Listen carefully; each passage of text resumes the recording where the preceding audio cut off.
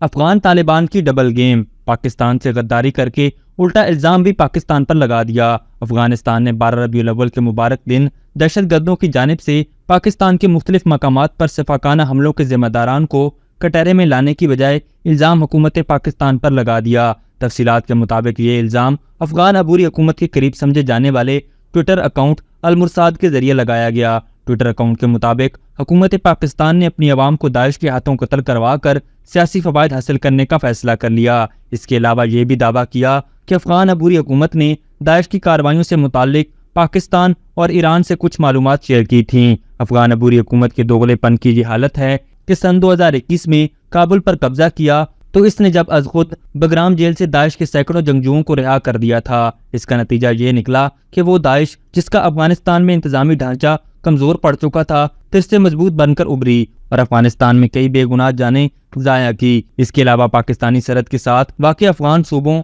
ننگرہار، کرن اور نورستان میں اکثریت داعش کے اعلی کار بن کر پاکستان کی سرزمین پر دہشت گردی کرتے ہیں۔ پاکستان آرمی نے داعش کے خلاف اپنی سرزمین پر سینکڑوں آپریشن کیے۔ افغان عبوری حکومت اب تک اس غلط فہمی کا شکار ہے کہ ٹی ٹی پی اچھے اور داعش والے برے دہشت گرد ہیں۔ ماہرین کا اس حوالے سے کہنا ہے کہ افغانستان کو چاہیے کہ پاکستان پر الزام تراشی کے بجائے تمام دہشت گرد تنظیموں کو ایک نظر سے دیکھے اور ان کے خلاف کارروائی کرے۔ اگر افغانستان نے اپنی نظام کی ناکامیوں اور پڑوسیوں کو مورد الزام ٹھہرانے کی پالیسی کو جاری رکھا تو بہت جلد افغانستان خطے میں دہشت گردی پھیلانے والا سب سے بڑا ملک بن جائے گا۔